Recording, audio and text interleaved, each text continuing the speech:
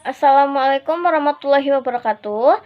Nama saya Lisa Rodatul Intan, NIM 40218039, Prodi PGSD 1 semester 5. Di sini saya akan menjelaskan tentang bagaimana cara mengajar IPA di sekolah dasar. Pembelajaran IPA harus dapat menjawab permasalahan-permasalahan yang terkait dengan fenomena gejala alam yang setiap saat akan selalu berubah. Dengan demikian, pembelajaran IPA tidak boleh terpisah dengan kehakikatannya, yaitu terdapat proses di mana siswa harus melakukan pengamatan tentang gejala alam tadi yang selanjutnya harus dianalisis dan disimpulkan sebagai produk, dan juga harus terjadi internalisasi sikap ilmiah pada siswa. Dalam proses belajarnya mengikuti prinsip dan strategi pembelajaran aktif bagaimana dikemukakan Dewi Salma Prawidilaga, yaitu yang pertama, keterkaitan atau relating, yaitu proses pembelajaran hendaknya ada keterkaitan dengan bekal pengetahuan yang telah ada pada diri siswa. Yang kedua, pengamatan langsung atau experiencing, yaitu dalam proses pembelajaran siswa perlu mendapatkan pengamatan langsung melalui kegiatan eksplorasi, penemuan, discovery, inventory, investigasi, penelitian, dan lain-lain. Proses pembelajaran akan berlangsung cepat jika siswa diberi kesempatan untuk memanipulasi peralatan, memanfaatkan sumber belajar, dan melakukan bentuk-bentuk kegiatan penelitian yang lain secara aktif. Yang ketiga, aplikasi atau applying itu menerapkan fakta konsep tentang prinsip-prinsip dan prosedur yang dipelajari dalam situasi dan konteks lain dari yang merupakan tingkat lebih tinggi sekedar hafalan kemampuan siswa. Kemampuan siswa menerapkan konsep dan informasi dalam konteks yang bermanfaat, mendorong siswa menemukan dan memikirkan karir ke depannya. 4. Kerjasamanya operasi, yaitu saling tukar pikiran, mengajarkan dan menjawab pertanyaan, komunikasi interaksi antar siswa dengan narasumber, memecahkan masalah, dan mengerjakan tugas bersama. Itu merupakan pengetahuan, keterampilan, dan sikap yang telah dimiliki para situasi lain. Pengetahuan dan keterampilan yang sudah memiliki bukan sekedar untuk dihafal, tetapi dapat digunakan atau dialihkan pada situasi dan kondisi yang lain agar pembelajaran IPA lebih efektif, dapat mencapai maksimal sebagai memperhatikan proses berpikir, kreativitas semua siswa yang harus mempunyai kesempatan untuk melakukan berbagai aktivitas. Pengalaman siswa membentuk konsep. Pada hakikatnya, konsep yang harus dimiliki siswa adalah hasil pendudukan di aplikasi konsep.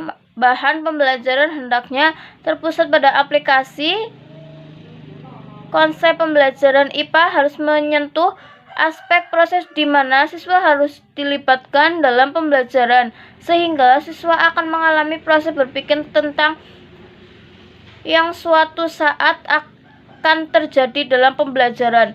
Oleh karena itu, maka disajikan tentang masalah yang diselesaikan siswa melalui pengamatan atau penelitian sendiri dan mencari jawaban sendiri.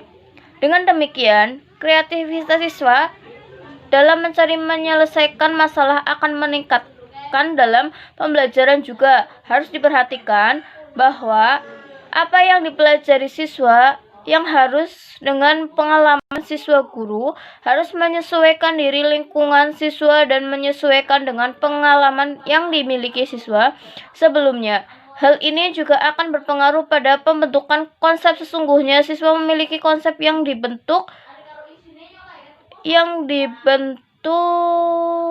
sendiri karena dibutuhkan konsep yang menerapkan konsep siswa. Oleh karenanya, dibutuhkan konsep yang membenarkan konsep siswa melalui pengalaman siswa dalam pembelajaran. Dalam pembelajaran, kita dapat menggunakan salah satu strategi contextual teaching and Learning atau CTN yang dikemukakan Al-Wasilah dalam tukiran Tanireja, yaitu ada 7. Yang pertama, pengalaman berbasis problem. 2. Menggunakan konteks yang beragam. 3. Mempertimbangkan keanekaragaman, kebinekaan siswa, keberdayaan siswa untuk belajar sendiri, belajar melalui kolaborasi, menggunakan penilaian autentik, mengajar standar tinggi. Dalam pembelajaran, guru seharusnya memberikan kesempatan kepada siswa untuk belajar sesuai dengan kemampuan yang dimiliki oleh siswanya. Selanjutnya, ciri-ciri guru yang efektif. Ciri-ciri guru yang efektif dalam pembelajaran di kelas. Yang pertama, guru bertanggung jawab memerintahkan berbagai kegiatan selama jam sekolah untuk siswa, yakni mengajarkan yang berstruktur. Yang kedua, murid yang memiliki tanggung jawab atas tugasnya dan bersifat mandiri selama sesi tugas tersebut. Yang ketiga, setiap guru hanya menghapus satu bidang kurikulum saja. Manfaat interaksi yang tinggi di kelas. 4. Guru memberikan banyak tugas yang menantang. 5. Keterlibatan murid yang tinggi di berbagai tugas. 6. Atmosfer yang positif dalam kelas. Yang ketujuh, guru menunjukkan penghargaan dan dorongan yang besar kepada anak didiknya.